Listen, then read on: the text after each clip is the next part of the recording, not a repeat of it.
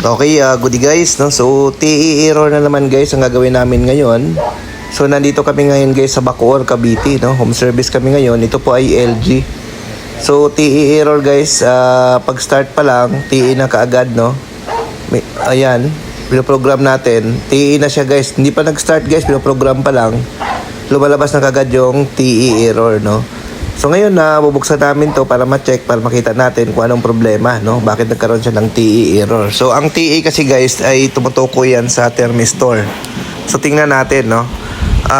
Ito guys, binuksan na natin.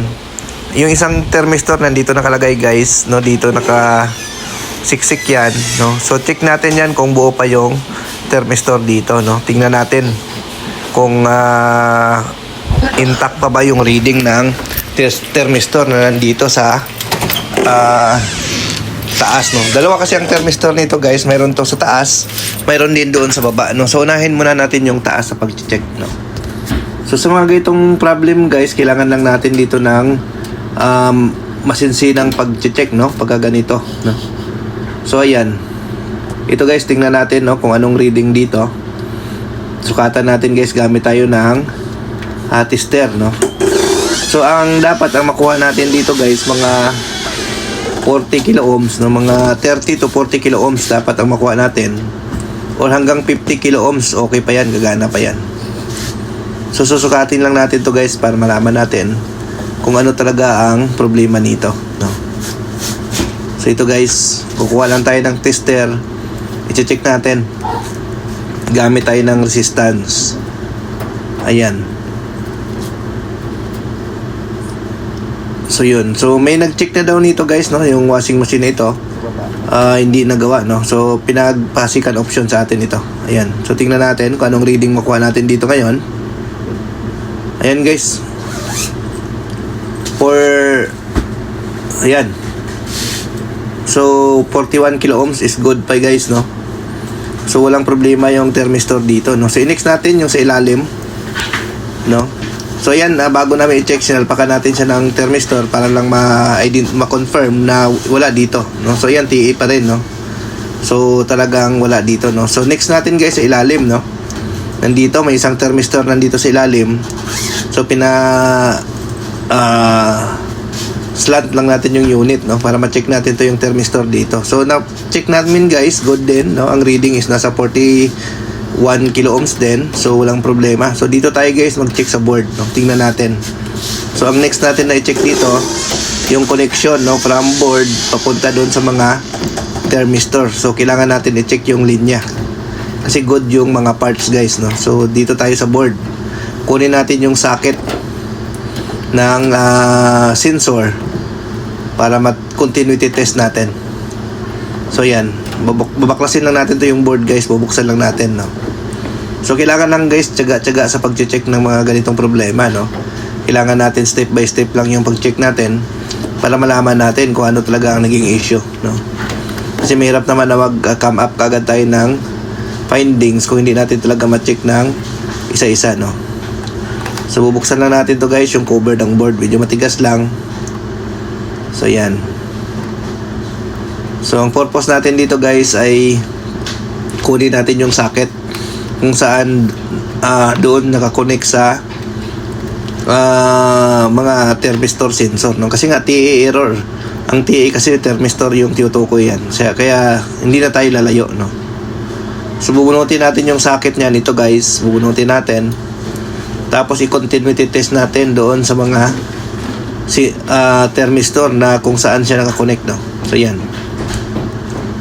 So dito, ito yung thermistor guys. Ito yung socket ng thermistor.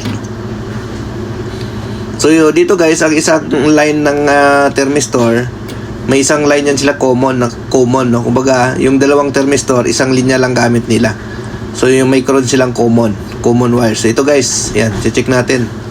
Itong puti, no? Dapat connected siya dito, no? Yung puti. Tapos yung blue naman doon sa baba, dapat connected siya, no? So napansin na kagad namin guys dito nung continuity test natin, wala siyang continuity. So nakita namin mayroon pala siyang putol dito sa area na to. Ayan, oh. Parang humasa siya doon sa heater, no? Ayan. So ito yung kulay white, no? So nakita natin, no, nung ginamitan natin siya ng tester through continuity, no. So yan. So ang gagawin namin dito, dugtungin muna natin to guys, no. Ayan. So ganun lang guys, no. Pag-identify, mabilis lang natin siya ma-identify kapag step by step yung pagtutrouble natin, no. So dapat dito guys, yung puti na to guys, connected yan siya dito. Yung puti na yan nandito, no, sa isang linya. So tutukan nyo lang ng tester. Pag wala kayong ma-reading na continuity, hanapin nyo na kagad yung linya, baybayin nyo na para makita nyo kung saan yung putol. So ito guys, nandito yung putol na to. So idudugtong lang muna natin to, no. Kapag nadugtong na natin, testingin na natin siya mamaya after natin ma-fix yung putol. So isang wire lang guys ang nakita namin na putol, no. So dito ang napansin natin, isa sa mga learnings, kapag nagsisilik ka pa lang ng program, nagkaroon siya ng TE error, ang kadalasan naging problema is wiring, yung kanyang harness, no. Kapag tandaan nyo guys, kapag nag-TE error siya na wala pang start na pinipindot, nagsisilik pa lang kayo ng program, nagti-TE na, check nyo yung wiring, no. Yun kadalasan naging problema. Pero kapag ilagay nyo siya sa WAS, pag start, nagkaroon siya ng TE error, ibig sabihin, ang naging problema yung thermistor sa baba. Tapos pag ilagay nyo naman sa spin, nag-TE error siya, ibig sabihin dito sa taas yung problema. So yun lang, no. So kapag ginagawa nyo, hindi nyo pa napoprogram, tapos lumabas na yung TE error, ibig sabihin wiring. So yan na nga, titesting natin guys. Ayan. So okay na siya, working na siya guys, no? Hindi na siya nag-error.